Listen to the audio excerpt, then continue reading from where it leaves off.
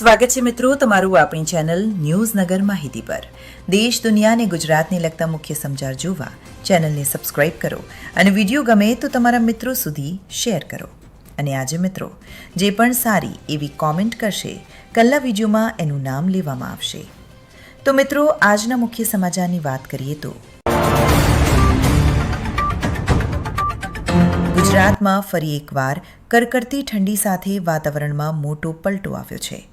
રાજ્યના અનેક વિસ્તારોમાં વાદળછાયા માહોલ વચ્ચે હળવા વરસાદી છાંટા પડતા લોકો મુશ્કેલીમાં મુકાયા. અંબાલાલ પટેલે કહ્યું કે લઘુત્તમ તાપમાન 16 ડિગ્રીની આસપાસ અને મહત્તમ 29 ડિગ્રી આસપાસ રહેવાની શક્યતા રહેશે.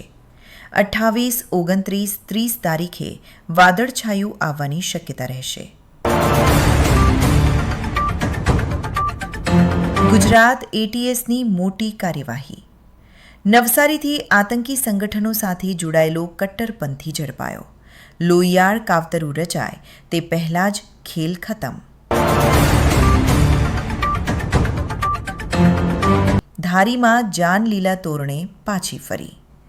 જાનૈયા માંડવિયા વચ્ચે લાકડી, બળીકા, ધોકા, પથ્થરો ઉડ્યા.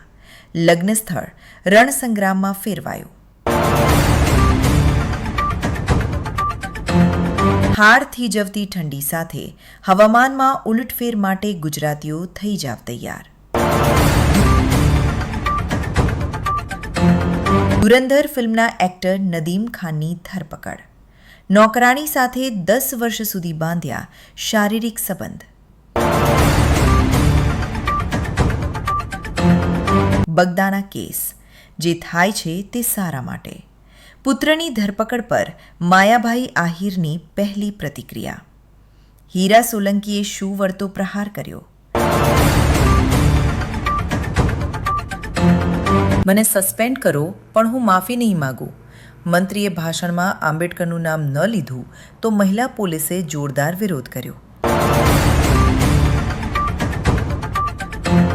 રાજકોટ તારીખ 27.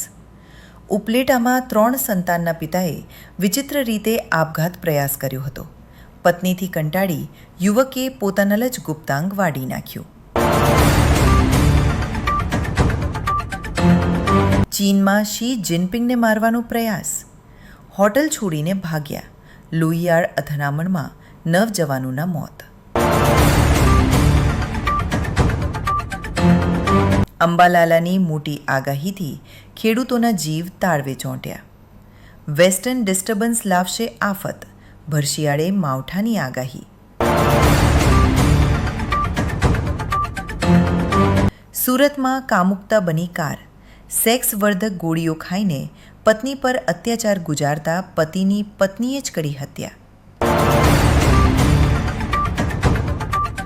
એડવોકેટ હાર્દિક બ્રહ્મભટ્ટ સાથેની વાતચીત મુજબ આ કેસમાં લગાવવામાં આવેલી કલમો મુજબ જયરાજ આહિરને 10 વર્ષ સુધીની સજા થઈ શકે છે. અમેરિકાની ધમકી. આગળ કેનેડા. ઝૂકેગા નહીં. હવે ભારતની શરણમાં પહોંચ્યા. ટ્રમ્પને મળશે જડબાતોડ જવાબ. કેન્દ્રીય કર્મચારીઓ માટે સારા સમાચાર. હવે દર વર્ષે વધશે પગાર. મળશે ફિટમેન્ટ ફેક્ટરની નવી ફોર્મ્યુલા.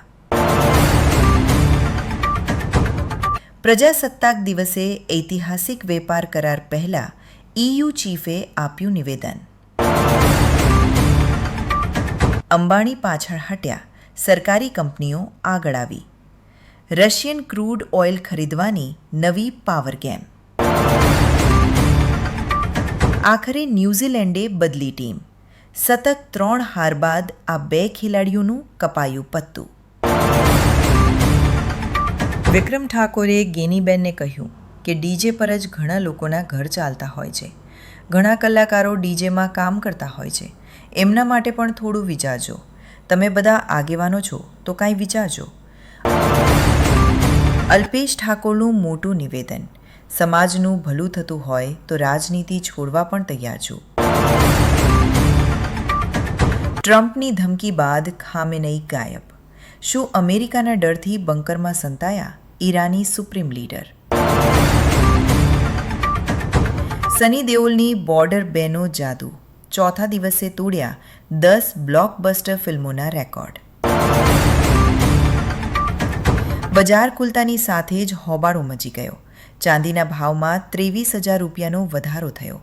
સોનાનો ભાવ 1.58 લાખ રૂપિયાને પાર. રક્ષક જ ભક્ષક, પશુપાલકને બેરહેમીથી માર મારવા મામલે પીએસઆઈ સહિત 4 પોલીસકર્મીઓ સામે ફરિયાદ. ઉનાના વાસોજ ગામે ગર્ભવતી મહિલાનો આપઘાત, ભાજપના કાર્યકર સહિત 3ની ધરપકડ.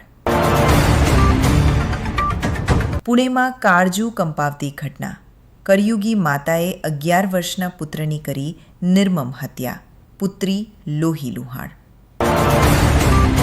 રાજકોટમાં મ્યુલ એકાઉન્ટથી ફ્રોડના 1.17 કરોડ વિડ્રો કરનાર સામે ફરિયાદ. પરીક્ષા વગર સરકારી નોકરી, 10મું પાસ માટે સોને કી તક. 28,740 જગ્યાઓ માટે ભરતી જાહેર. બાંગ્લાદેશની ફરી થશે T20 વર્લ્ડ કપમાં એન્ટ્રી, પીસીબીની ધમકી પર આઈસીસી લેશે કડક એક્શન. આ હતા દેશ દુનિયા અને ગુજરાતને લગતા મુખ્ય સમાચાર. આવા દરરોજના સમાચાર જોવા ચેનલને સબસ્ક્રાઇબ કરો અને હા, કોમેન્ટ કરવાનું ના ભૂલતા. જેની કોમેન્ટ સારી હશે કાલે એનું નામ લેવામાં આવશે.